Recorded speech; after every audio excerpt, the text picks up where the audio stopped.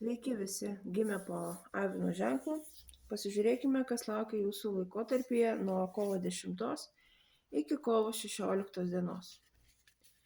Savaitės perspektyvos, ko vengti ir patarimas jums. Taip, perspektyvos. Ateinančią savaitę daug planuosit, daug dirbsit, bandysit įgyvendinti savo kažkokias tai naujas idėjas, savo planus. Ko vengti? Venkite būti paviršutiniškais, kažkur labai užskubėti ir nesigilinti į esamą situaciją. Ir patarimas jums: džiaukitės gyvenimu, planuokit,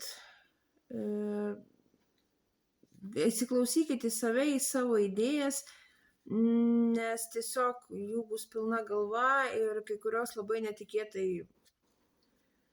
jūs pasieks.